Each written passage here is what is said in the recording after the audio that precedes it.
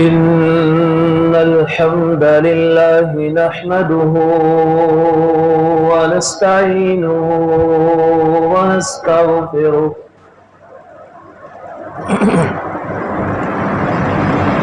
ونعوذ بالله من شرور أنفسنا ومن سيئات أعمالنا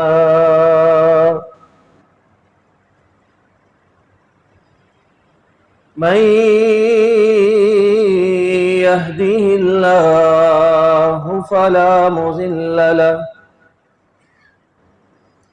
ومن يضلل فلا هادي له وأشهد أن لا إله إلا الله وحده لا شريك له وأشهد أن محمدًا عبده ورسوله أما بعد فإن خير الحديث كتاب الله وخير الهدي هدي محمد صلى الله عليه وسلم وشر الأمور محدثاتها وكل محدثة بدعة وكل بدعة ضلالة وكل ضلالة في النار.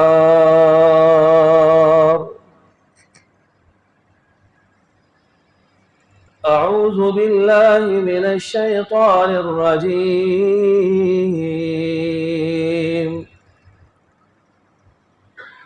وإذا جاءهم أمر من الأمن أو الخوف أذاعوا به ولو ردوه إلى الرسول وإلى أولي الأمر منهم لعلمه الذين يستنبطونه منهم ولولا فضل الله عليكم ورحمته لاتبعتم الشيطان إلا قليلا.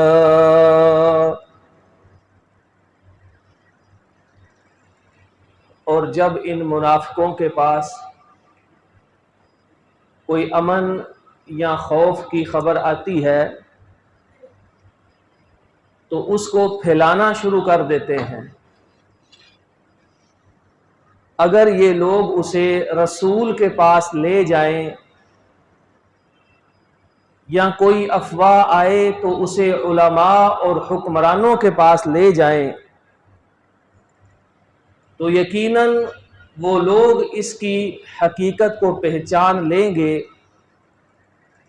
جو معاملات کی تہ تک پہنچنے کی صلاحیت رکھتے ہیں. اگر اللہ کا فضل اور اس کی رحمت تم پر نہ ہو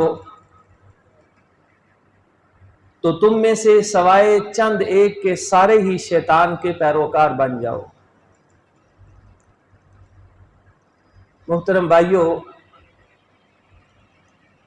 اللہ رب العالمین نے اس آیت کریمہ میں ایمان والوں کو اپنی معاشرتی زندگی کے حوالے سے ایک بہت بڑی نصیحت کی ہے اور ایک بڑا درس دیا ہے. نبی اکرم صلی اللہ علیہ وسلم کے زمانے سے پہلے یا آپ کے آنے کے بعد بھی، بلکہ آج بھی لوگوں کی حالت یہ ہے کہ جیسے ہی کوئی خبر ان کے کان میں پڑتی ہے اس کی تحقیق کرنے کے بغیر، اس کی تصدیق کیے بغیر اس کو آگے پھیلانا شروع کر دیتے ہیں. اور اللہ رب العالمین نے اسے منافقوں کا طرز عمل قرار دیا ہے. جبکہ اسلام اس میں ہدایت کیا دیتا ہے کہ تمہیں کسی سطح کی کوئی خبر معلوم ہو، کوئی بار تم پہلی بار سنو تو بات کو دیکھ کر آگے مت پھیلا دیا کرو، خبر سن کر اسے آگے فارورڈ مت کر دیا کرو۔ آج تو ہمارے پاس موبائلوں میں بڑی باتیں آتی ہیں، دنیا کی خبریں بھی آتی ہیں، دین کی باتیں بھی آتی ہیں، کئی حدیثیں بنا کر لوگ بھیج دیتے ہیں، اور ہم تسلی کیے بغیر، تصدیق کیے بغیر، کسی عالم دین سے پوچھے بغیر دڑا دڑ آگے پھیلانا شروع کر دیتے ہیں۔ جبکہ اسلام ہم کو یہ درس دیتا ہے کہ جب بھی کوئی ایسی بات سنو جو تمہارے علم میں نہیں ہے اور تمہیں ایسے ذریعے سے آئے جس پر تمہیں 100% یقین نہیں ہے، تو اس کو آگے نقل نہیں کرنا ہے، اس لیے کہ اگر کوئی جھوٹ آگے نقل کیا، جیسے پچھلے کو گناہ ہوگا آپ کو بھی برابر گناہ ہوگا۔ اگر کوئی ایسا غلط مسئلہ آگے نقل کر دیا تو جتنا پیچھے بنانے والے کو گناہ ہوگا، ایسے ہی آگے نقل کرنے والے کو گناہ۔ اس کا حل کیا ہے کہ جب کوئی خبر آئے، جب کوئی بات سنو، وَلَوْ رَدُّوهُ إِلَى الرَّسُولِ وَإِلَى أُولِي الْأَمْرِ مِنْهُمْ۔ نمبر ایک، اللہ کے نبی کی زندگی میں درس دیا جا رہا ہے کہ جب کوئی خبر سنو جنگ کے متعلق، صلح کے متعلق، زندگی کی کسی چیز کے بارے میں اہم خبر بات سنو تو اس کو آگے نہیں بتانا ہے۔ رسول اللہ صلی اللہ علیہ وسلم کے پاس جاؤ، پوچھو اس کی کیا حیثیت ہے۔ وَإِلَىٰ أُولِي الْأَمْرِ مِنْهُمْ، یا اپنے اندر موجود کسی حکمران تک تمہاری رسائی ہو جن کے پاس ملک کے وسائل اور میڈیا کا کنٹرول ہوتا ہے، ان پر خبر کو پیش کرو اور پوچھو اس کی حقیقت کیا ہے۔ یا اپنے اندر موجود علماء سے پوچھو کہ یہ بات میں نے سنی ہے، اس کی شرعی حیثیت کیا ہے۔ یہ ایک مسلمان کا فرض اللہ نے قرآن میں بتایا ہے، اور منافقوں کا کیا بتایا ہے کہ سنی سنائی باتوں کو آگے نقل کرنا، پھیلانا شروع کر دیتے ہیں۔ رسول اللہ صلی اللہ علیہ وسلم کی یہ حدیث اگر ہمیں یاد رہے، فرمایا کفا بالمرء کذبا، کسی بندے کے جھوٹا ہونے کے لیے صرف ایک بات کافی ہوتی ہے۔ ایک حدیث میں ہے کفا بالمرء اثما، کسی بندے کے گناہگار ہونے کے لیے یہی کافی ہوتا ہے ان یحدث بکل ما سمع، کہ جو سنتا ہے آگے بتانا اور پھیلانا شروع کر دیتا ہے۔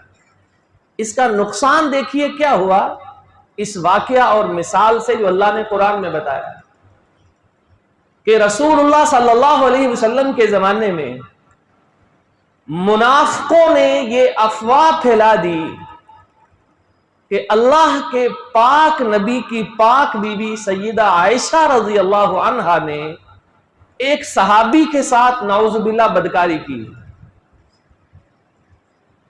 اب انہوں نے یہ افواہ پھیلائی، بہتان لگا کر مدینہ کا معاشرہ ہل کر رہ گیا۔ منافق اس کو آگے پھیلاتے جاتے ہیں، بڑھاتے جاتے ہیں، حتیٰ کہ کئی مومن اور چند صحابہ کرام بھی اس قدر پروپیگنڈے سے متاثر ہوئے کہ وہ بھی کہنے لگے شاید بات سچی۔ پھر ان صحابہ کو جو چند ایک تھے بعد میں سزا بھی دی گئی۔ تو نقصان کیا ہوا اس کا کہ افواہ جو خبر سنتے ہیں کبھی اس کو آگے نقل نہیں کرتے۔ اللہ رب العالمین نے جب سیدہ عائشہ رضی اللہ عنہا کی براءت آسمان سے نازل فرمائی کہ یہ پاک نبی کی پاک زوجہ ہے اور جو ان کے متعلق بہتان لگاتے ہیں وہ جھوٹ بولتے ہیں، اس کے ساتھ مومنوں کو اللہ رب العالمین نے یہ نصیحت فرمائی لولا اذ سمعتموہ، کہ کیوں نہیں جب تم نے یہ خبر سنی تو اچھا گمان رکھا، وقالوا ھذا افک مبین، اور تم نے کہا یہ تو بہت بڑا جھوٹ ہے۔ یعنی پہلے یہ دیکھو کس کے بارے میں خبر سنائی جا رہی ہے، ان کی شخصیت کو دیکھو، ان کا مقام دیکھو، ان کی زندگی کا سابقہ ریکارڈ دیکھو۔ اللہ فرماتے ہیں تمہیں فوراً یہ کہنا چاہیے تھا کہ یہ جھوٹ ہے، ہم اس کو کبھی بھی سچ نہیں مان سکتے۔ پھر اللہ رب العالمین نے ان لوگوں کی سزا کیا بتائی کہ جو ایسا کام کرتے ہیں، کوئی بری خبر آئے بس دڑا دڑ پھیلانا شروع کر دیتا ہے۔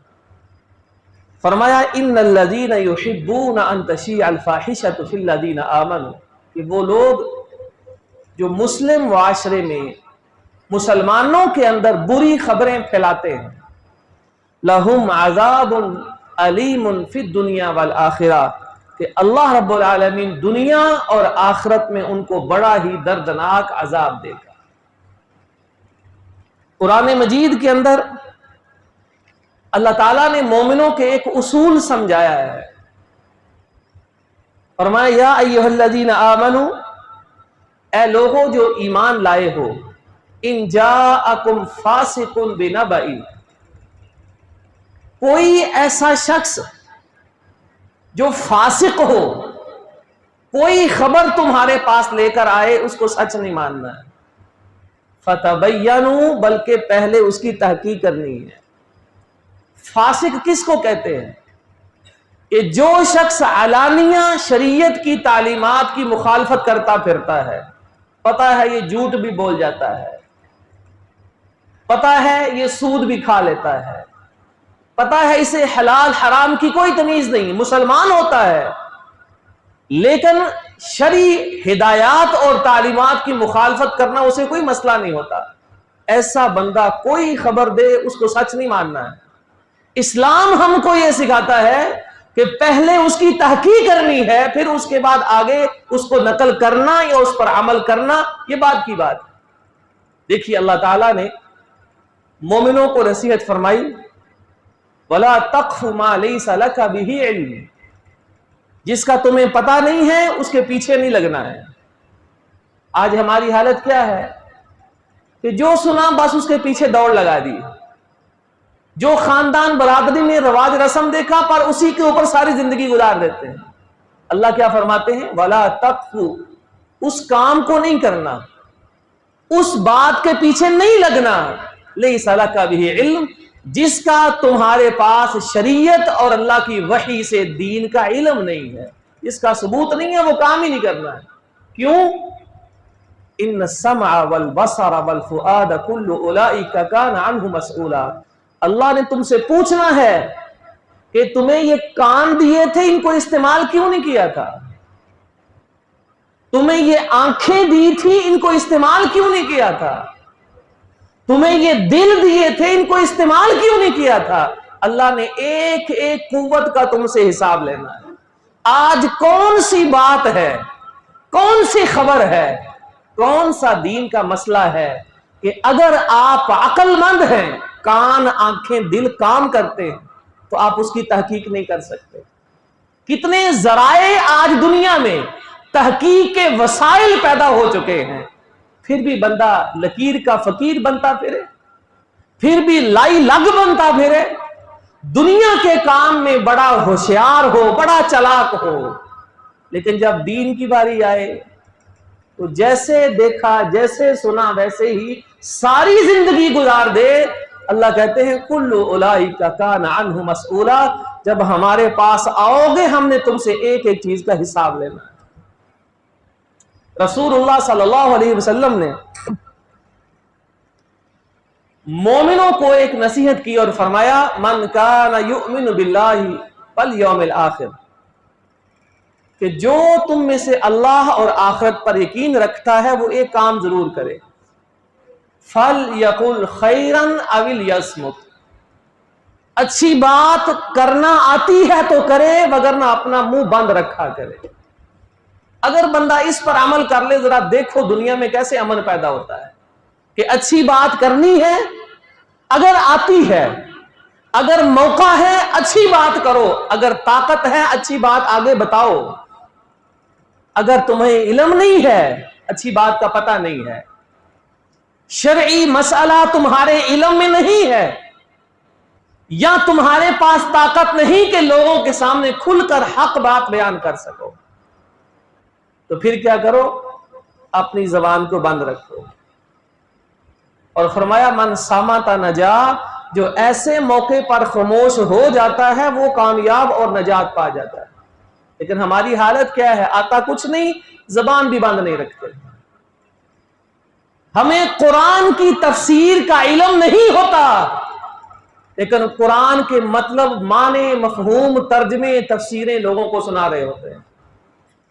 ہم نے حدیث کا علم حاصل نہیں کیا، لیکن لوگوں کو دینی مسئلے بتا رہے ہوتے ہیں۔ ہمیں تاریخ کے صحیح غلط، سچ جھوٹ کا کچھ پتہ نہیں ہوتا، لیکن صحابہ کرام کے بارے میں لوگوں کی بکواس سنتے ہیں، اپنے کان بند نہیں کرتے ہیں۔ اور پھر ایسے ظالموں کی باتیں سن کر کہ جو تاریخ کا سچ جھوٹ ملا کر کبھی حضرت علی رضی اللہ عنہ پر بکواس کرتے ہیں، کبھی حضرت معاویہ رضی اللہ عنہ پر بکواس کرتے ہیں، اور ایسے ہی ان ظالموں کی جھوٹ بکواس سن کر اپنی مجلسوں میں صحابہ کرام پر تبصرے، بحثیں اور ان پر اپنی زبانیں کھول دیتے ہیں۔ جبکہ نبی علیہ السلام فرمایا تھا اگر خیر کا علم ہے تو بولو، وگرنہ اپنی زبان کو بند رکھو۔ اب دیکھیے دنیا کے اندر جب اسلام آیا تو دین نے افواہوں کو ایک تو پھیلانا منع کیا، دوسرا طریقہ بتایا کہ کوئی افواہ سنو تو اس کی حقیقت کیسے پتہ کرنی ہے۔ اس کے علاوہ مسلمانوں کو عام تعلیمات دیں کہ جن سے ایسی ساری برائیاں ختم ہو سکتی۔ وہ کون سی تعلیمات؟ نمبر 1، کوئی شخص جھوٹ نہیں بول سکتا ہے۔ جب جھوٹ بول نہیں سکتا ہے تو افواہ پیدا ہی نہیں ہو سکتی، کیونکہ پہلے نمبر پر جو افواہ پھیلاتا ہے وہ جھوٹ بولتا ہے۔ اسے کبیرہ گناہ قرار دیا گیا۔ رسول اللہ صلی اللہ علیہ وسلم نے جو کبیرہ گناہ اپنی امت کو بتائے ان میں سے ایک یہ تھا کہ جھوٹ بولنا، اور فرمایا کہ جھوٹ انسان کو جہنم تک لے جاتا ہے، اور فرمایا جھوٹ ایک مومن نہیں، ایک منافق انسان کی نشانی ہوتی۔ تو جھوٹ منع کر دیا کہ کوئی شخص بھی جھوٹی بات بنا نہیں سکتا ہے، اگر بنائے گا اس کے ایمان پر سوالیہ نشان لگ جاتا ہے۔ دوسرے نمبر پر کوئی شخص چغلی اور غیبت نہیں کر سکتا۔ اس کا کیا مطلب؟ کہ سچی بات سن بھی لے، کسی دوسرے کو جس کے خلاف ہوئی ہے بتا نہیں سکتا۔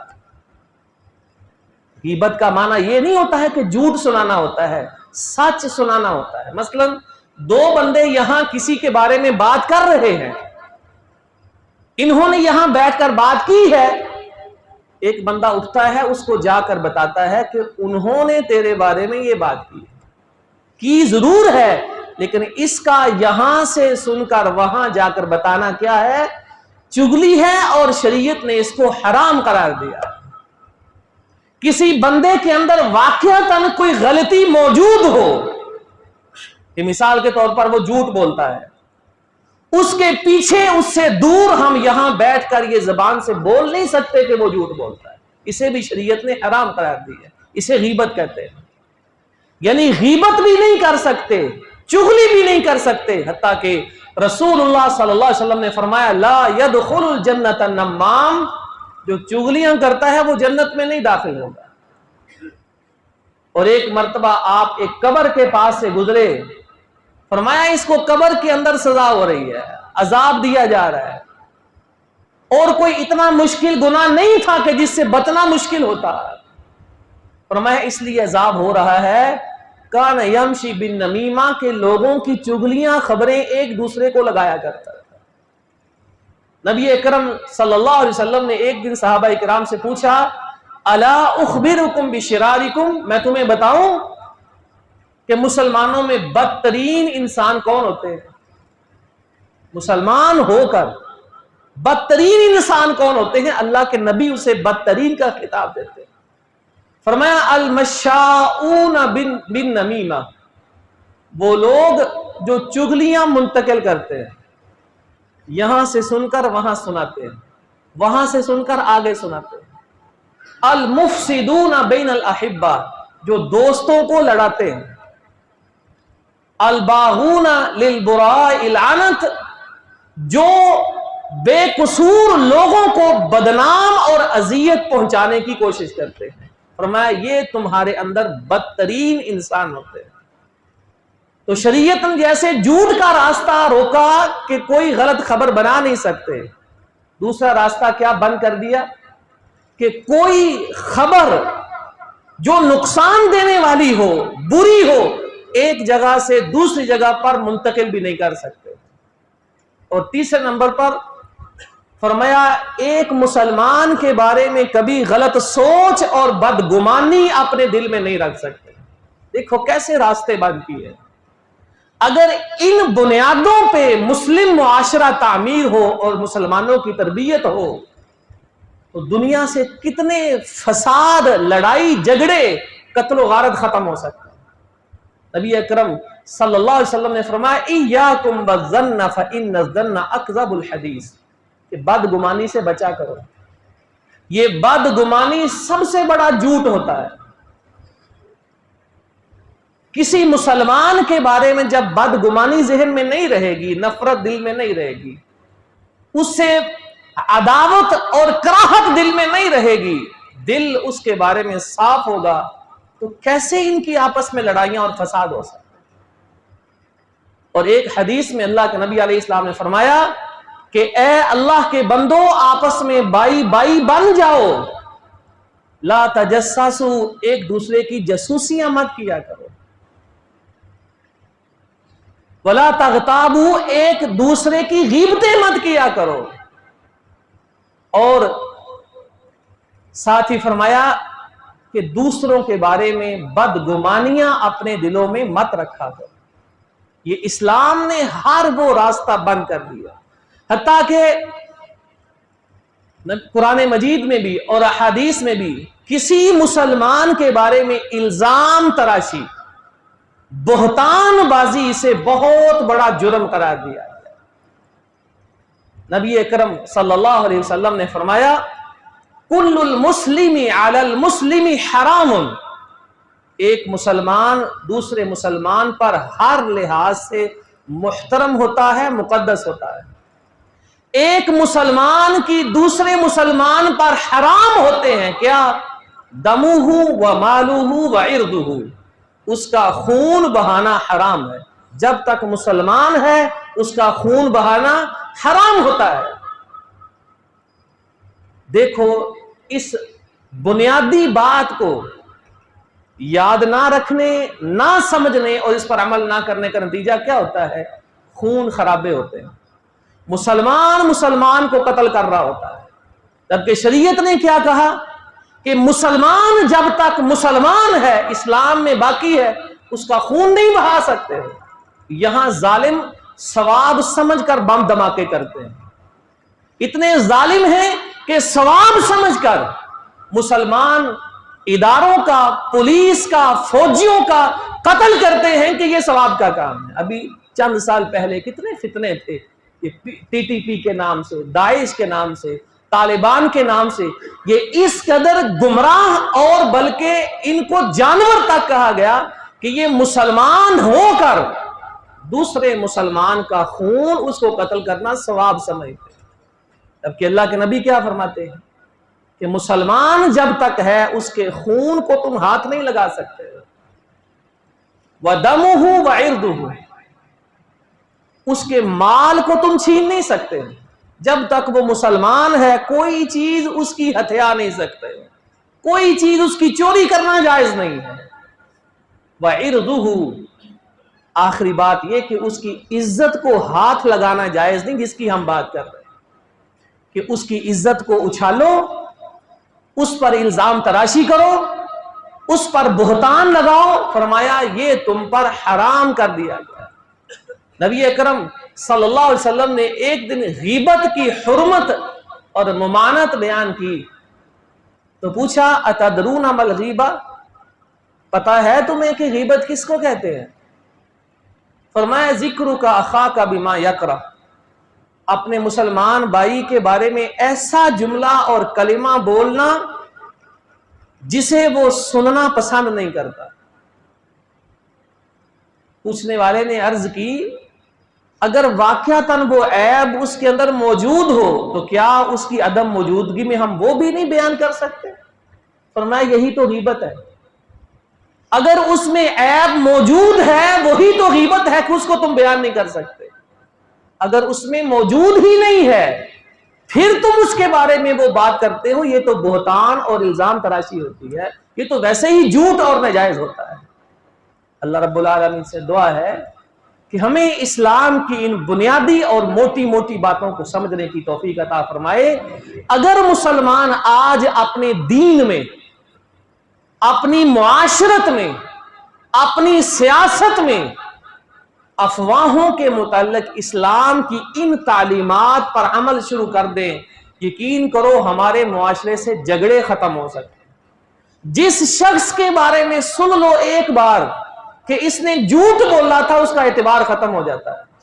جس سیاستدان کے بارے میں سن لو کہ اس نے اپنی پارٹی کے ورکروں کو قابو کرنے کے لیے فلاں موقع پر جھوٹ بولا تھا، ساری زندگی اس کا اعتبار ختم ہو جاتا ہے۔ اس کے بعد وہ مسلمانوں کو دھوکہ نہیں دے سکتا۔ ایسے ہی کسی میڈیا چینل، کسی اخبار، کسی ایسے ادارے کے بارے میں جس کا پتہ ہے کہ پروپیگنڈا کر کے یہ عوام کو، مسلمانوں کو خراب اور گمراہ کرنے کی اور فساد پر آمادہ کرنے کی کوشش کرتے ہیں، ایسے کسی شخص کی بات کا اعتبار ہی نہیں کرنا جب تک اس کی تصدیق نہیں کر لیتے اور جب تک اپنے اندر موجود نیک اور علم والے علماء سے اس کے بارے میں دریافت نہیں کر لیتے۔ اللہ رب العالمین ہم سب کو کتاب و سنت سمجھنے اور اس پر عمل کرنے کی توفیق عطا فرمائے۔ وآخر دعوانا الحمدللہ رب العالمین۔